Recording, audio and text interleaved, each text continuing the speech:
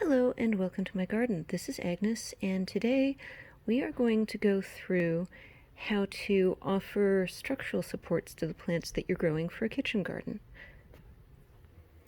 I've laid out several different types of tools, most of which are made from ordinary household objects most people can get pretty easily in order to provide these supports. First, I've got some string. I've got a couple of chopsticks. I've got a barbecue skewer. I have a wire hanger, a couple of wire tools, pliers for that. I have scissors, I have twine, and over here I have a couple of twigs that I've cut down from what's known as a coppice in my backyard. That's basically a tree that has been cut down several years ago, but it's still, the roots are still alive and it's sending out long straight shoots. I'm going to be converting those into supports for some of my plants. Over here on the left, there are some green onions that I planted a while back. They're very similar to the garlic that you might have seen me planting in a previous video.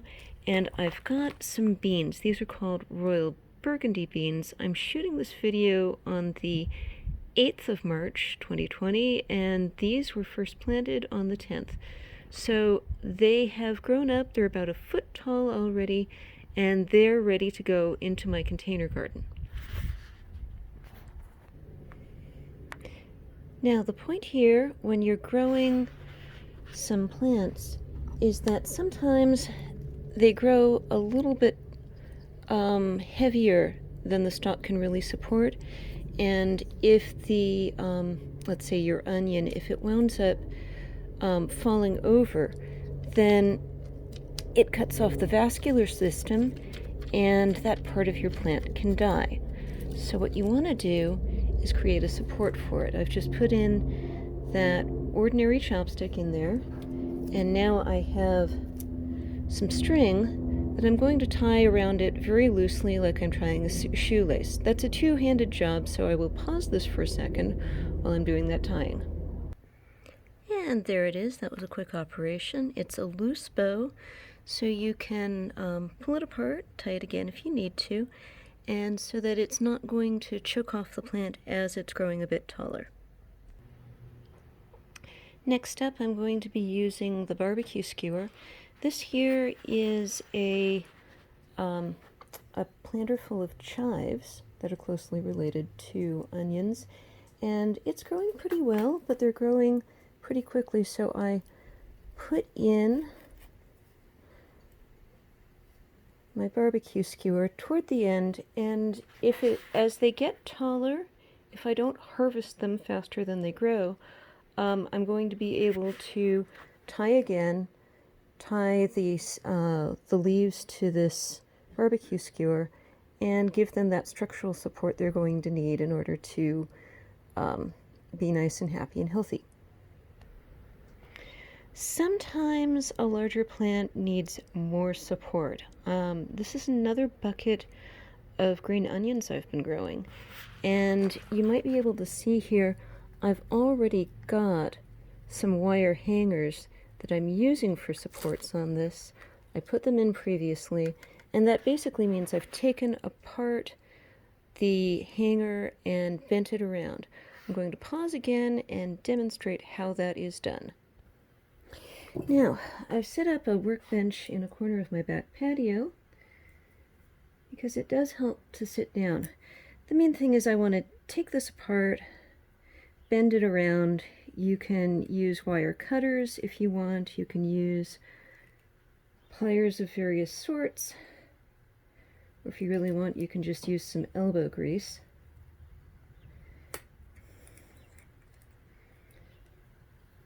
An old wire hanger that's bent and no longer so friendly to use for clothes is perfect for this.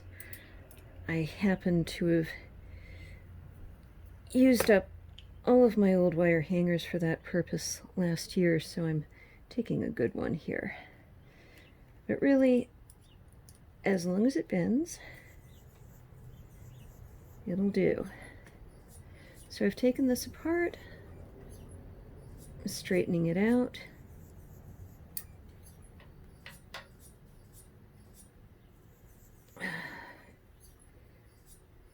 This shouldn't take too long, but occasionally I'll use these pliers again.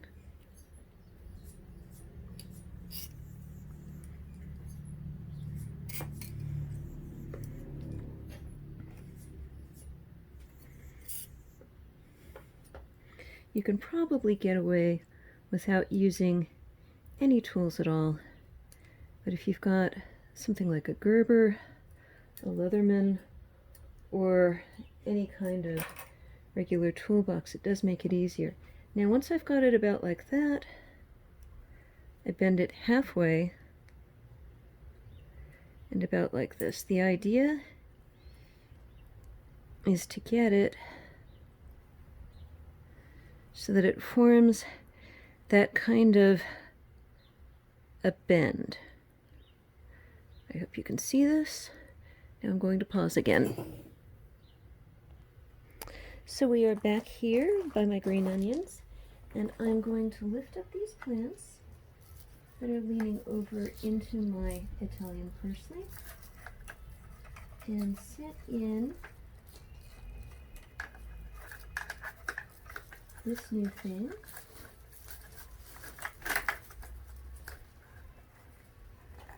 And drive it down so it supports them. I'm using 5-gallon buckets here that I've drilled drainage holes into the bottom. I'll show you in a second how that's set up. Okay, I hope you can see here. I'll point this out to you. That's a hole that I drilled in. That's a hole that I drilled into its neighbor. There's another drainage hole. I put those on the sides of these buckets toward the bottom. If you live in a wet climate and your buckets are open to rain, then you may want to put in more holes and larger holes. I happen to live in an arid part of California, so heavy drainage is not a big issue here. My big issue is water retention. So, next, to set up the trellis for these beans I'm about to plant. Hello, next up is the twine. Now, the way that I use the twine is I've got an old carpentry project that I'm able to wind the twine, tie it down toward a secure point, wind it up, down, up, down, up, down. You can see how that continues. And I've got a row of buckets that I'm going to be growing my various types of climbing plants in. Most of those plants are not ready for planting yet, but I do have some beans that are ready to go today. So my next task is going to be to remove some of that gravel from last year's plantings and install some beans in there. Now welcome back. As you can see, I've prepped this bucket now. I took out all of that gravel, I loosened up the soil from last year with a cultivator, and I added a nice meal of compost into it, worked it up pretty well. You might see what looks like a little bit of clothesline in there, and that's exactly what it is.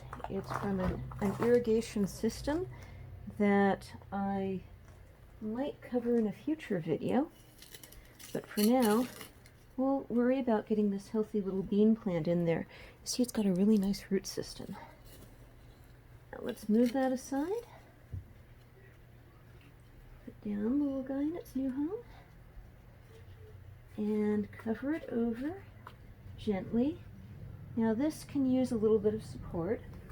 So I'm going to take my other chopstick and set it up there until this grows tall enough to tie it to the twine. And I just went ahead and put it in there. I'm not tying it because it's just going to prop it up for, it could be within the next week that this is tall enough to tie to the twine. Now those twine bits are a little bit loose, so I'm going to supplement that with some composting. And next thing you'll see is how I prep the coppicing. So welcome to the back corner of my yard. I'll show you where my coppice twigs come from. There is this plant, which I think you can see, it's got some dead stumps there toward the center, and it has these long and fairly straight twigs growing up from it. This is a local California native plant, although a lot of trees from around the world have this kind of habit when they've been chopped down, that they'll then send up what's known as suckers. And the suckers can often be useful in gardening. So if you happen to have a couple of those in your backyard, they're great. If you don't have that, you can order bamboo or buy it from a garden center. There are lots of things that you can use for this purpose, but if you happen to have some nice coppicing, that's free. Okay, we're back on the back patio. I'm about to sit down. I've taken the smallest of these twigs because it might be the easiest to demo on. What I'm just doing is taking my garden shears. This tree happens to grow spikes on it, so I'm taking off each of the spikes, each of the twigs that grows along it, and I can use this in place of some of the shorter household implements in order to trellis up determinate tomatoes or some of the kitchen greens that I regrow. You don't have to worry about every leaf, although you can take them off if you want. The main thing is that I've got something that's about 1.5 feet long here that is ready to stick into the soil, and then I can either lean a plant against it or I can tie a plant to it, and it's going to be relatively stable. It's about as strong as a barbecue skewer. Now I'm going to do the same thing with these much larger and less wieldy branches that I cut off. These are several feet tall. I'm not sure if the whole dimension of this comes across. This might be comical, but I'll try to hold it where you can see it. Same thing, I'm cutting off the thorns, and then I'm cutting off the twigs. More thorns. I'll sweep up the debris later. You do need at least a balcony to make use of this. If you don't have an old carpentry project to sacrifice for your kitchen garden, you might be able to drive some old carpentry nails into the wall. Use that to tie up some twine to. There are a number of different ways to do this. I think I might just leave that branch where it is. Take off these sides and just set this up so it goes side to side. The main thing is I'm going to fill in some of those gaps where my twine is and put in some coppice in place. There's no reason you have to do these together. If you have twine but not coppice, if you have coppice but not twine, you can use any of these individually, and as long as you're taking off the sharp stuff and the stuff that can get away in the way of your gardening, you don't have to take off every single thing. If your climate is wet enough, then your coppicing twigs might even take root. You decide whether you want that to happen. You can leave your coppicing twigs to dry for a week or two if you want them to die off enough that you don't have to worry about that. And this, in just a couple of minutes, is all ready to go. I'm going to pause this, do the other one, and then put them into place. Now I've driven these sticks into the ground. If you are doing this on a patio with hard pavement, you could drive them directly into the 5-gallon buckets. you didn't get to see me tying these in place before, so I'm just going to take some of this string. This is number 10 crochet thread that I had lying around because I like to do fiber crafts. And again, it's like tying a shoelace. You can go a little bit tighter since right now I'm just tying twigs to some twine. I'm tying up a trellis. I'm not actually tying up a plant that's going to live, but you can see I'm just securing that, and then I'm going to secure these in a couple more places, and then put in a little bit more soil and put back a gravel mulch on top. Welcome back, and now that this little plant is all ready to go, I'm going to give it a nice soak of water. And the one thing I haven't done so far is hooked up the finishing touches on its irrigation system. But that will be the topic for another video. In the meantime, if low water gardening is interesting to you, what I highly recommend is the book Gardening with Less Water by David A. Bainbridge. That's David A. Bainbridge, Bainbridge. He's a wonderful author who's experimented with a lot of low water gardening systems. Anyway, that is material for another video. Thank you very much for watching this, and I hope you have found this useful.